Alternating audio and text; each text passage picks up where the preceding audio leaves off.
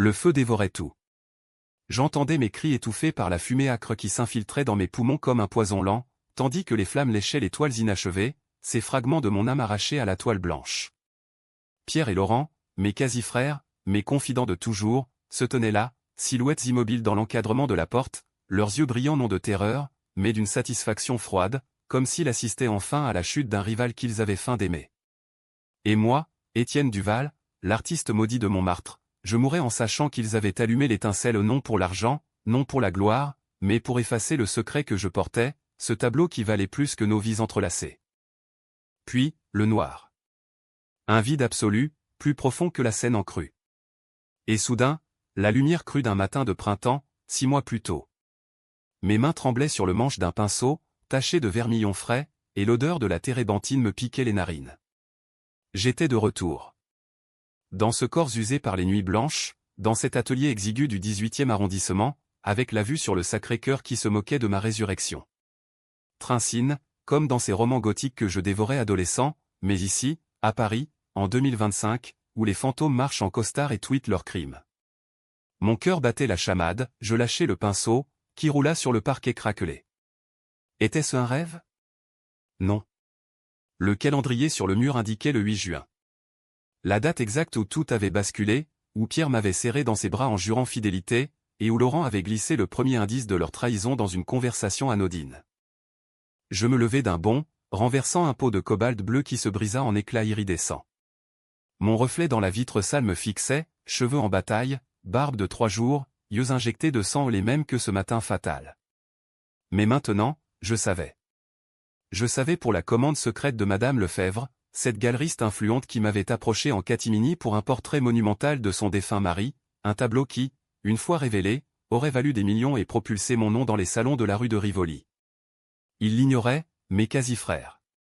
Pierre, l'aîné, avec son sourire de requin et ses dettes de jeu qui le rongeaient, Laurent, le cadet, ambitieux jusqu'à la folie, rêvant de voler mes coups de pinceau pour ses propres expositions foireuses. Il pensait que j'étais juste un raté talentueux, un frère adoptif qu'il pouvait écraser pour s'élever. Ils avaient détruit l'atelier pour faire passer ça pour un accident, pour que l'assurance paye et que mes œuvres inachevées dont le portrait partent en fumée avec moi. La rage me submergea comme une vague de la Manche. Je serrai les poings, sentant les ongles s'enfoncer dans les paumes jusqu'au sang. Cette fois, ce ne serait pas la fin. Cette fois, je serais le feu. Je traversai l'atelier en titubant, arrachant les draps qui couvraient mes toiles en cours. Là, sous une bâche jaunie, le portrait prenait forme, le visage du défunt, avec ses yeux accusateurs, semblait me murmurer « Venge-toi ». Je le touchai du bout des doigts, et un frisson me parcourut. C'était réel. Tout était réel. Dehors, Paris s'éveillait, klaxon des Vélib', arôme de croissants chauds montant des boulangeries, touristes japonais mitraillant le Moulin Rouge. Mais pour moi, la ville n'était plus qu'un échiquier géant, et Pierre et Laurent, mes pions à abattre. Je m'assis à la table bancale, allumai une gauloise vis que j'avais juré d'abandonner, mais tant pis pour les serments d'un mort-vivant et sortis mon carnet de croquis. Il fallait un plan. Pas une vengeance brute, non, quelque chose de français, raffiné, empoisonné comme un absinthe trop dosé. D'abord, infiltrer à nouveau leur cercle. Ils habitaient encore le loft que nous partagions jadis, rue des Abbesses, ce repère de bohème fauché où nous avions ri, bu, et comploté nos rêves d'artistes. Pierre gérait une galerie minable dans le Marais, vendant des faux à des bobos en quête d'authenticité. Laurent, lui, enseignait l'histoire de l'art à la Sorbonne, mais ses articles dans Le Monde étaient des plagiats subtils de mes idées. Il m'avait adopté comme un chiot errant après la mort de mes parents dans un accident de RER en 2010, m'offrant un toit contre mon talent naissant. Mais la jalousie avait fermenté, aigre comme un vin tourné. Le houp de ma résurrection me hantait, et si je leur révélais tout trop tôt? Non. Mieux valait les laisser mijoter dans leur propre sauce. J'appelai Pierre le premier, feignant l'enthousiasme d'un matin ordinaire. Frangin, ça te dit un café au Flow? J'ai une idée folle pour l'expo de septembre. Sa voix, rauque de la veille arrosée, trahit une pointe d'avidité. Étienne, mon vieux. Bien sûr, j'arrive. T'as enfin craqué pour mon projet de série collaborative. Je souris dans le vide, imaginant déjà le piège se refermer. 1 heure plus tard, nous étions attablés sous les platanes, le soleil filtrant à travers les feuilles comme des éclats d'or. Pierre, avec sa chemise froissée et son alliance ternie, il avait épousé une héritière qui le quittait bientôt pour un sculpteur plus jeune, sirotait son espresso en me scrutant. Alors, cette idée? Je sortis une esquisse rapide, un croquis du portrait Lefebvre, mais édulcoré, sans les détails secrets. Imagine, un triptyque sur la trahison fraternelle. Toi, moi, Laurent. Nos ombres entrelacées, mais l'une dévore les autres. Il rit, un rire forcé qui sonna faux à mes oreilles ressuscitées. Poétique, comme toujours. Mais sérieusement, Étienne, on a besoin d'argent. Laurent a une piste avec un collectionneur suisse, mais il faut du concret. Je hochai la tête, feignant l'innocence. Intérieurement, je bouillonnais. Le collectionneur suisse? C'était le leur qu'ils avaient utilisé pour me distraire le soir du feu, m'envoyant à Genève sous prétexte d'une rencontre fictive. J'avais marché, bien sûr, et à mon retour, l'atelier n'était plus que cendre. Cette fois, j'inverserai les rôles. Et si on impliquait Madame Lefebvre? Elle adore les thèmes sombres. Son œil s'alluma. Parfait. Le verre était dans le fruit. La journée s'étira en une danse macabre de conversations anodines. Je rentrai à l'atelier, barricadai la porte avec une chaise au paranoïa de mort-vivant oblige et commençai à documenter tout.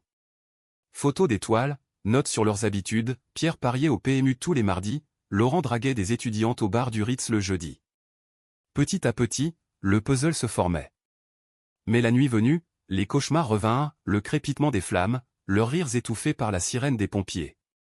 Je me réveillai en sueur, le cœur cognant comme un tambour de la Bastille. Était-ce vraiment une seconde chance, ou une boucle infernale?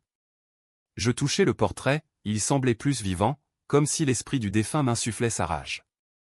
Patience, murmura une voix dans ma tête. Patience, et poison. Les jours suivants furent un tourbillon de faux-semblants. Je participais à leurs soirées frères, ces rituels où le vin coulait à flot et les confidences à demi-mot. Laurent, avec son air d'intellectuel supérieur, ses lunettes rondes et sa barbe taillée au millimètre, me bombarda de questions sur mon blocage créatif. Étienne, tu te perds dans l'abstrait. Reviens aux racines, la figuration française, comme Delacroix. Je hochai la tête, mais intérieurement, je ricanais. Lui qui avait copié mon style pour son dernier article sur l'ombre de la fraternité dans l'art romantique, un titre qu'il m'avait volé lors d'une cuite au champagne. Je glissai une allusion, et si la fraternité n'était qu'illusion? Un feu qui consume tout? Il pâlit légèrement, mais se reprit avec un haussement d'épaule. Philosophie de bistrot. Bois un verre. Bientôt, la commande Lefebvre devint le centre de notre trio. Je l'avais contactée en secret, feignant une inspiration divine post-résurrection. Elle, veuve élégante aux cheveux poivre et sel, aux lèvres peintes en rouge sang, m'invita dans son hôtel particulier du 7e arrondissement. Monsieur Duval, votre sensibilité me touche. Ce portrait doit capturer l'essence de mon Henri, sa trahison, sa chute. Trahison. Le mot plana comme un corbeau. Je compris alors le secret enfoui, Henri Lefebvre, magnate de l'immobilier, avait été ruiné par ses propres frères, qui l'avaient spolié d'un empire bâti sur des secrets familiaux. Madame Lefebvre voulait non un hommage, mais une accusation éternelle, un tableau qui hurlerait leurs crimes aux générations futures. Faites-le saigner sur la toile, murmura-t-elle en me tendant un chèque d'acompte. Des millions en jeu, et mes quasi-frères l'ignoraient toujours. De retour à l'atelier, je peignis avec fureur. Chaque coup de pinceau était un clou dans leur cercueil imaginaire. Mais la tension montait. Pierre commença à poser des questions insistantes sur mes finances, Laurent fouilla mes mails lors d'une visite imprévue. Je les laissai faire, semant des miettes, un faux mail sur une vente aux enchères imminente. Leur avidité les aveuglait, comme des mouches sur du miel empoisonné. Et moi, je comptais les jours jusqu'au climax. Paris, ma belle perfide, bruissait de rumeurs, une expo collective au centre Pompidou, où nos noms seraient liés une dernière fois. Là-bas, le piège se refermerait. Pourtant, au milieu de cette machination, un doute s'insinua.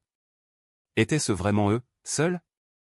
Une nuit, en compulsant d'anciens carnets, je tombai sur une note, PL dette 50K aux solutions radicales.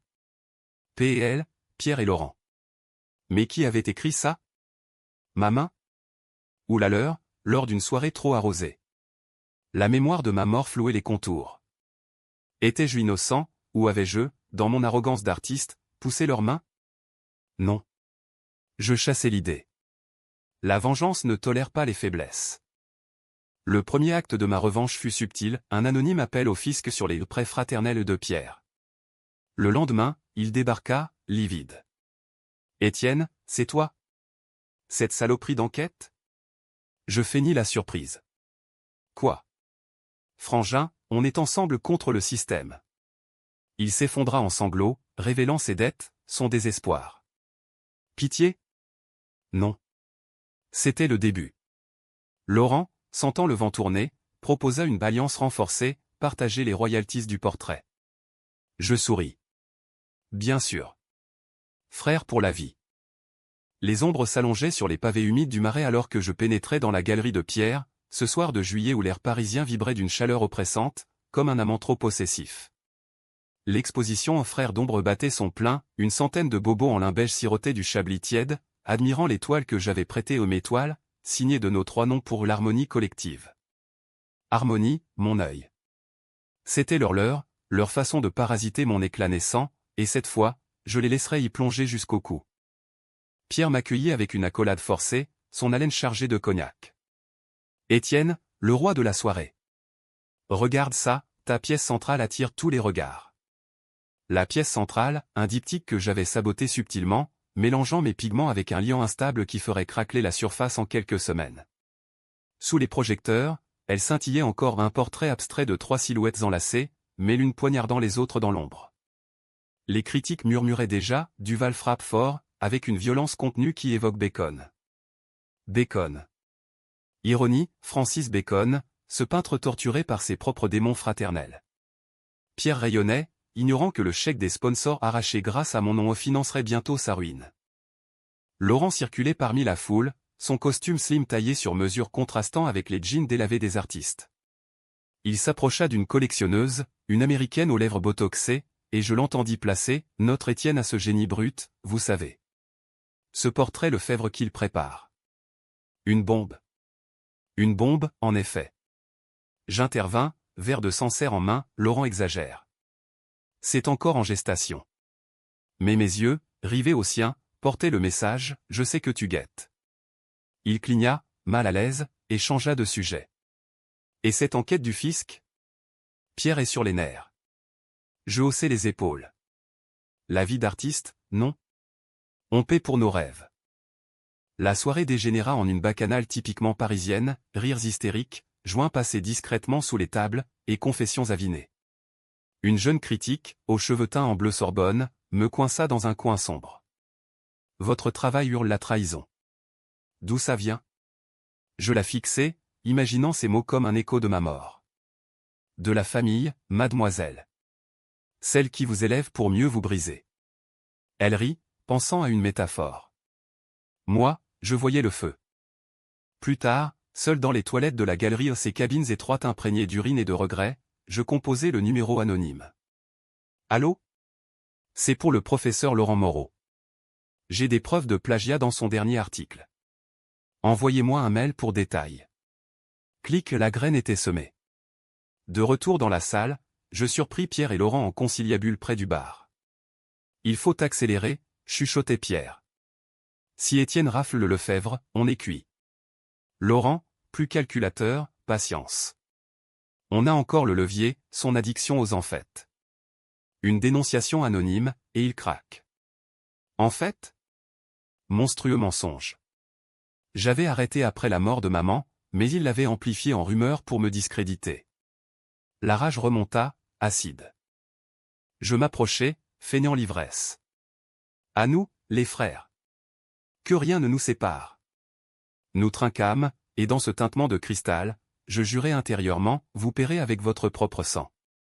La nuit se poursuivit en flou artistique, danse improvisée sur du jazz manouche, un violoniste itinérant qui pleurait Piaf, et moi, observant, cataloguant chaque faiblesse.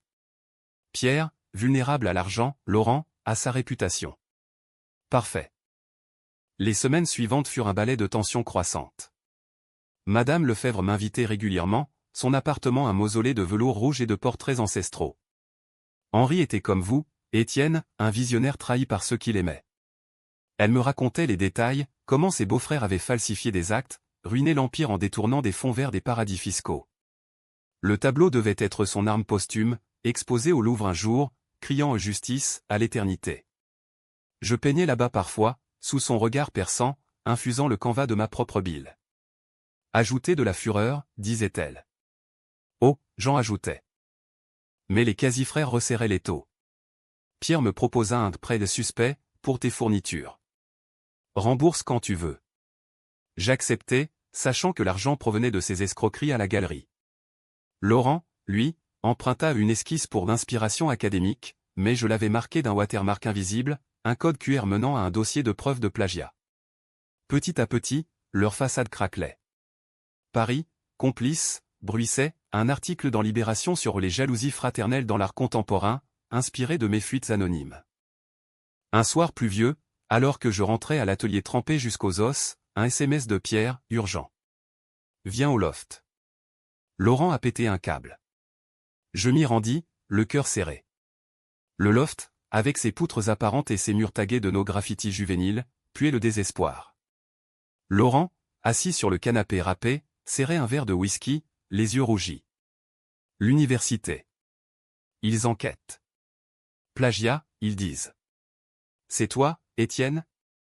Toi, après tout ce qu'on a partagé. Pierre, en retrait, opinait, l'air de chien battu. Je m'assis, calme. Frère, pourquoi je ferais ça? On est une famille. Mensonge doux comme du miel vénéneux. Laurent explosa, parce que tu nous hais. Ton talent, tes secrets. On sait pour Lefebvre, figure-toi. On a vu tes mets. Mon sang se glaça. Comment? Ah, oui, le faux mail que j'avais semé, rebondit contre moi. Twist mineur, mais révélateur. Pierre enchaîna, on voulait juste une part. Pas tout. Mais tu nous exclus. J'eus un flash, le feu, leur silhouette. Étaient-ce de la cupidité, ou plus profond? Une rancune enfouie depuis l'orphelinat, où j'avais été choisi en premier pour l'adoption artistique par nos parents adoptifs, eux relégués au rôle de second. Je jouais la carte de l'empathie, cette arme française par excellence. Écoutez, on partage tout. Le tableau, l'expo, l'argent. Mais d'abord, on efface ses ombres. Ils mordirent, signant un pacte verbal sur un fond de Bach au piano ironie, la toccata en ré mineur, hymne damné. Mais en sortant, je glissai dans la poche de Pierre un USB, des preuves fabriquées de leur fraude. La nuit avala mes pas, et Paris, sous la pluie, semblait applaudir. La vengeance s'accélérait. J'infiltrai leur cercle élargi, dîner avec des mécènes, où je semais le doute sur Pierre, un galeriste honnête. Voyez ses comptes. Laurent reçut une convocation officielle, il me supplia, aide-moi, Étienne. Pour l'amour de Dieu. Amour? Je promis, mais contacter un hacker freelance du dark web au Paris en regorge, ses ombres numériques pour amplifier les preuves. Bientôt, les rumeurs enflèrent, les frères Duval-Moreau, un trio maudit. Pourtant, au cœur de cette toile d'araignée, l'amour-propre me taraudait. Étais-je meilleur qu'eux? Ma résurrection m'avait-elle rendu monstre? Une nuit, devant le portrait presque achevé, Henri Lefebvre sembla me juger, la vengeance corrompt l'artiste. Je chassai l'ombre, trempai mon pinceau dans le noir de fumée. Non. Ils avaient allumé le feu, je n'en étais que les braises. Le climax approchait, l'avant-première privée du portrait chez Lefebvre. J'y conviai un mes frères, pour célébrer l'unité. Ils vinrent, hagards, mais avides. La salle, ornée de chandeliers en cristal, bruissait d'un murmure sélect. Madame Lefebvre présenta l'œuvre, un cri contre la trahison. Les invités applaudirent, Pierre et Laurent blêmirent en reconnaissant. Leurs traits, déformés en ombre traîtresse dans le fond du tableau. C'est nous, balbutia Laurent. Je souris. Inspiration fraternelle. La tempête gronda dehors, comme un présage. La Seine coulait paresseuse sous le pont des Arts, miroir d'amour cadenassé que j'effleurais du regard en marchant vers le loft, ce soir d'où l'orage avait laissé un voile d'humidité sur la ville, rendant chaque pavé glissant comme une promesse brisée. Les invités de Lefebvre étaient repartis, emportant avec eux le scandale naissant, des photos du tableau fuité sur Instagram, avec des légendes assassines l'art comme vengeance, Duval accuse ses frères. Pierre et Laurent m'avaient traîné dehors, leurs mains crispées sur mes bras comme des serres, et maintenant, dans le loft éclairé par une lampe à abat-jour jaunie, la confrontation couvait. Explique-toi, Étienne, hurla Laurent, son visage tordu, les veines saillant sur son front comme des craquelures sur une vieille fresque. Il brandissait son téléphone, l'écran affichant le buzz, frère traître trending à Paris. Pierre, plus pragmatique, s'effondrait dans un fauteuil, une bouteille de Calva à la main. On est ruiné. La galerie ferme, l'université me vire. Et toi, tu nous immortalisais en Judas. Je m'adossais au mur, calme en surface, mais intérieurement, un tourbillon, c'était le moment. Le poison distillé goutte à goutte atteignait le cœur. Je m'assis en face d'eux, allumant une cigarette malgré l'interdit vice ressuscité pour l'occasion. Judas? Poétique, Laurent. Mais qui a commencé? Le plagiat, les dettes cachées, l'espionnage de Mémé? Ils se regardèrent, coupables. Pierre craqua le premier, c'était pour survivre. Tes parents adoptifs nous ont laissés avec rien après leur mort. Toi, le génie, tu as tout eu, les bourses, les galeries. Nous, les miettes. Laurent renchérit, voix chevrotante, et se Lefebvre. Tu nous as exclus. On l'a su par un contact. Des millions, Étienne. Pour un tableau qui nous ressemble en monstre. Le mensonge affleurait, et je le saisis. Exclu? J'ai proposé de partager.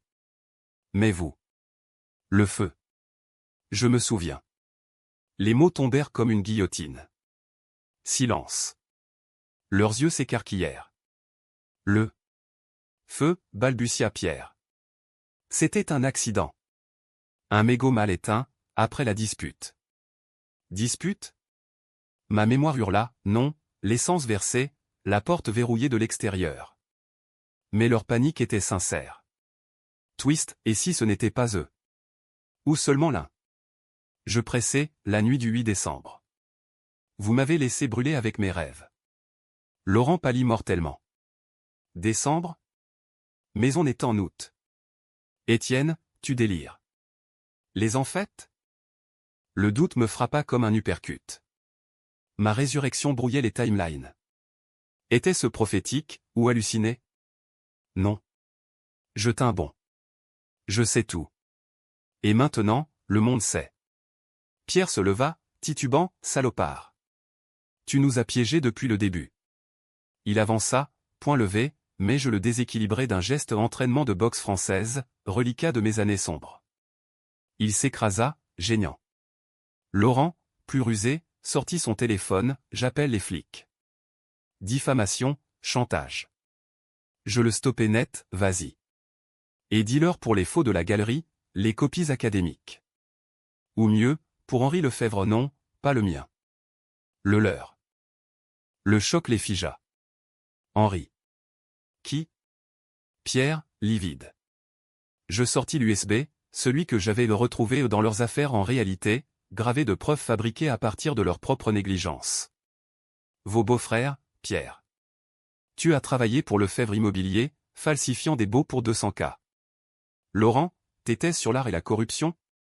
Inspiré par les dossiers volés. Mensonge? Demi-vérité. J'avais fouillé, exhumé via des contacts au palais de justice.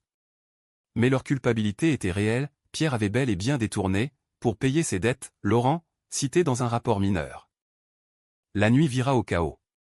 Accusations fusèrent, vers volèrent, et Paris dehors tonnait comme pour ponctuer notre opéra tragique. On voulait juste une part de ton succès, pleura Laurent. Pas te tuer. Tuer. Le mot plana. Je l'ai laissé partir, brisé, promettant une trêve pour l'expo finale au Pompidou. Mais en sortant, je semai le doute ultime, un mail anonyme à Madame Lefebvre, attachant des preuves liant Pierre à la chute d'Henri. Elle rappela le matin, Étienne, c'est eux? Les ombres du tableau. Oui. Et le feu, c'était leur signature. Les jours suivants furent un tourbillon judiciaire. Pierre arrêté pour fraude, Laurent suspendu, son CV taché à jamais. Les médias s'emparèrent, scandale fraternel, l'art parisien en deuil. Moi, intouchable, je peignais en public, un martyr ressuscité. Mais la tension montait en moi comme une fièvre. Étais-je vengeur ou bourreau? Une nuit, errant le long de la Seine, je jetai l'USB dans l'eau noire. Preuve ou poison? Les lumières des bateaux-mouches dansaient, moqueuses. Puis, le contre-coup. Un appel anonyme, Étienne, c'est pas fini. On sait pourtant mort et point. Voix déformée. Pierre? Laurent? Ou pire, un complice? Le paranoïa s'installa. Je barricadai l'atelier, dormant avec un couteau sous l'oreiller. Madame Lefebvre, inquiète, m'offrit une escorte, un privé bourru, ex-flic de la PJ. Protéger l'artiste, dit-elle. Mais qui protégeait l'âme? La préparation de l'expo fut un calvaire.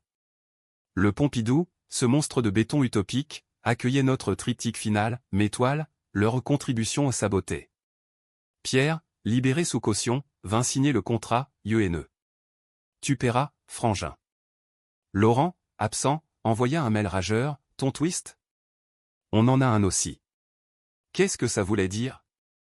Le jour J approchait, et Paris, m'amuse perfide, semblait retenir son souffle. Dans l'ombre de l'atelier, je complétais le portrait, Henri, entouré de flammes, avec 3 visages les leurs, et le mien, déformé en accusateur. Pour la justice, murmurai-je. Mais le miroir renvoyait un monstre. La vengeance, cette amante française, corrompait tout. Le soir avant l'inauguration, un colis arriva, une photo de l'atelier en flammes, avec une note, souvenir. Prochain round. Mon sang se glaça. Il contre-attaquait. Le centre Pompidou pulsait comme un cœur mécaniste sous les néons crus de Beaubourg, ce soir de septembre où l'automne parisien s'annonçait par une brise frisquette chargée d'odeurs de châtaignes grillées et de regrérance. Des centaines d'invités se pressaient, critiques du Figaro, mécènes en fourrure, artistes écorchés vifs, tout le cirque de l'art contemporain, ignorant qu'il assistait à un drame shakespearien revisité à la sauce hexagonale.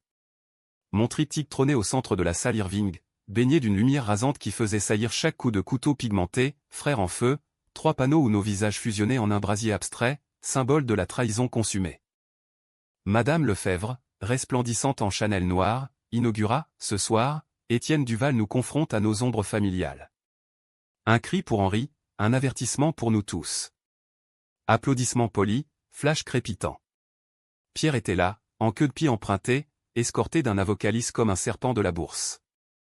Laurent, réintégré provisoirement sous pression médiatique, circulait avec un faux sourire, serrant des mains comme un politicien en campagne. Moi, au cœur de la tempête, en smoking taillé sur mesure au cadeau de Lefebvre, je tolérais leurs regards assassins. La toile maîtresse, le portrait d'Henri, voilé à côté, attendait son grand déballage. Le climax. La soirée s'enflamma vite. Un journaliste de France Culture coinça Pierre, Monsieur Duval, les rumeurs de fraude. Impact sur l'art familial? Pierre, Rougeau, balbutia, calomnie. L'art uni, il ne divise pas. Mais ses yeux glissaient vers moi, promettant l'enfer. Laurent, plus subtil, glissa à une galeriste, Étienne est brillant, mais instable. Ce tableau? Une projection de ses délires. Délire. Le mot me piqua. Je m'approchai, verre de Bordeaux en main, instable? Ou visionnaire, cher frère? Notre échange, poli en surface, crépitait d'électricité. Puis, le twist frappa comme un coup de tonnerre. Pendant le discours de Lefebvre, un projecteur vacilla, et sur le grand écran derrière le triptyque, des images surgirent, vidéos granuleuses de l'atelier en flammes, extraits de mes falsifiés ou les miens, me montrant comme le pyromane. Étienne Duval, l'incendiaire autoproclamé, titra un hack en direct. La foule murmura, Faune sortit. Pierre et Laurent échangèrent un regard triomphant. Ils avaient contre-attaqué, via un complice tel que peut-être un étudiant de Laurent, ou un bouquet de Pierre. Le chaos s'installa, Lefebvre blêmit, un critique cria scandale, et la sécurité s'agita. Je restai figé, mais intérieurement, le plan B s'activa. J'avais anticipé, les épreuves étaient boomerang, codées pour révéler leur IP au hack. Un sifflement discret dans mon oreille, l'oreillette cachée, reliée au privé. C'est fait. Leurs traces remontaient. Je montai sur scène, micro en main, voix ferme, mesdames, messieurs, l'art est illusion. Ce hack? Une performance. Regardez. D'un geste, je basculai le projecteur, les mains inversées, montrant Pierre falsifiant, Laurent plagiant, et au twist final une vidéo versant l'essence, capturée par une caméra cachée que j'avais installée post-résurrection. Vérité en cendres. La salle explosa. Cris, sirène lointaine, la PJ alertait. Pierre chargea, furieux, mensonge. C'est toi, le monstre. Il me frappa, un coup maladroit qui m'envoya au sol. Laurent hurla, il est fou. Il parle de mort comme s'il l'avait vécu. Folie. Mais Lefebvre, lucide, ordonna, arrêtez-les. Pour Henri. Et pour lui. La mêlée, invité fuyant, garde ses parents, flash immortalisant le pugilat fraternel. Au milieu du tumulte, face à Pierre menotté, je murmurai, le feu, frangin. Tu te souviens maintenant. Il cracha, accident. Mais toi, tu nous as poussés. Ta jalousie, depuis l'orphelinat. Laurent, traîné dehors, ajouta, on voulait te sauver de toi-même. Le tableau t'obsédait. Sauver? Mensonge ou vérité tordue? La résurrection me submergea, peut-être étais-je le traître originel, volant leur lumière dans l'ombre de l'adoption. Les flics emportèrent mes quasi-frères, et Lefebvre me serra la main, vous avez vengé 2 âmes ce soir. Le portrait fut dévoilé, Henri, rayonnant au milieu des flammes, nos 3 visages en cendres aux pieds. Applaudissements hésitants, puis frénétiques. Victoire? Ou illusion? Dehors, sous la pluie fine, je marchais seul vers la Seine. Paris, indifférente, scintillait. Mais le doute persistait, et si le vrai feu était en moi? Les cendres de l'affaire Duval-Moreau s'éparpillèrent au vent automnal de Paris, emportant avec elles les lambeaux d'une fraternité factice, tandis que je, Étienne Duval, l'artiste ressuscité, errançais dans les allées du Père-Lachaise, ce labyrinthe de tombes sculptées où Baudelaire et Proust murmuraient encore leurs malédictions aux vivants. Octobre 2025, Pierre purgeait 6 mois à Fresnes pour fraude aggravée, sa galerie vendue aux enchères pour une bouchée de pain, Laurent, rayé des cadres académiques, s'était éclipsé vers une province obscure, enseignant l'art à des gamins indifférents dans un lycée de banlieue lyonnaise. Moi? Acclamé. Le portrait Lefebvre trônait désormais au musée d'Orsay, extension temporaire, attirant file d'attente et articles élogieux dans le Monde, Duval, le peintre de la trahison, un chef-d'œuvre cathartique. Cathartique. Le mot me faisait ricaner, amer comme un café serré sans sucre. Catharsis? Plutôt une purge, un exorcisme qui avait laissé mon âme évidée, comme une toile grattée jusqu'à la trame. Madame Lefebvre m'avait récompensé généreusement, le chèque final, plus une part de l'empire immobilier reconstruit sur les ruines des frères d'Henri. Vous êtes mon fils spirituel, avait-elle dit lors d'un dîner au Plaza Athénée, ses yeux brillants de larmes contenues. Fils. Ironie cruelle. J'aurais ri, si la victoire n'avait goût de cendre. Les nuits étaient les pires. L'atelier reconstruit financé par l'assurance, ironie du sort résonnait d'échos, crépitements fantômes, rires étouffés. Je peignais compulsivement, mais rien ne sortait, des esquisses avortées, des couleurs boueuses. La résurrection, ce don maudit, avait révélé non seulement leurs crimes, mais les miens. Dans les interrogatoires post-Pompidou, Pierre avait craqué, Étienne nous haïssait en secret. Il sabotait nos projets depuis des années, pour briller seul. Sabotage? Souvenirs affluaient, oui, j'avais peut-être glissé des rumeurs, détourné des contacts, par jalousie inversée. L'orphelin adoptif devenu étoile, écrasant ses frères pour ne pas retomber dans l'ombre. Étais-je le traître originel? Un matin gris, une lettre arriva, cachet de Lyon, écriture tremblante de Laurent. Étienne, ou frère, ou monstre peu importe. Tu as gagné. Mais sache, le feu n'était pas pour te tuer, mais pour te sauver de l'obsession. Le tableau te rongeait, on l'a vu venir. Pierre a versé l'essence, moi j'ai fermé la porte. Accidentel, mais coupable. Et toi? Ta vengeance nous a tués plus sûrement que les flammes.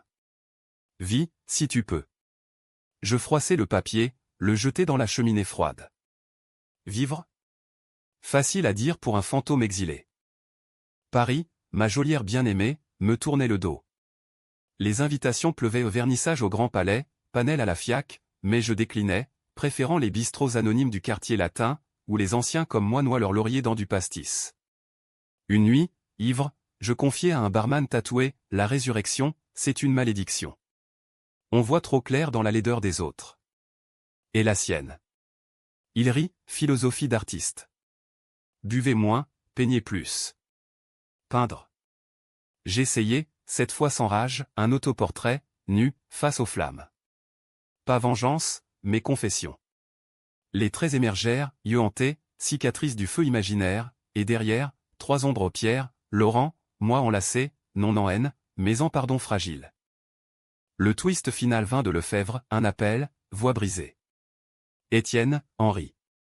Il avait un secret. Pas seulement trahi par ses frères. Il s'était suicidé, après avoir falsifié lui-même des comptes. Le tableau? Mon illusion à moi. Bouleversement. Toute la chaîne leur trahison, ma mort, la vengeance bâtie sur un mensonge originel. Henri, comme moi, s'était consumé de l'intérieur. Je raccrochais, et pour la première fois, pleurais. Pas de rage, mais de libération. Décembre arriva, anniversaire de ma mort. Je retournai sur les lieux, l'atelier reconstruit, mais je n'entrai pas. Au lieu, je marchais vers la Seine, où j'avais jeté les poisons. L'eau charriait des lumières de Noël, et un bateau-mouche passa, chargé de touristes riants. Je sortis le carnet de croquis, arrachai les pages de plans vengeurs, les laissai voguer. Fin de boucle. Épilogue, 1 an plus tard, 2026. J'ouvre une petite galerie à Montmartre, pas pour la gloire, mais pour enseigner, à des orphelins, des frères sans nom. Pierre sort, brisé mais repentant, nous dînons un soir, silence lourd, mais vrai. Laurent envoie une carte, peint pour la vie, pas la mort. Et moi? Je peins. Un nouveau triptyque, ressuscité. Pas de feu, mais de la lumière. Paris, enfin, me pardonne. Car la vraie vengeance? Survivre. Et aimer, malgré les cendres.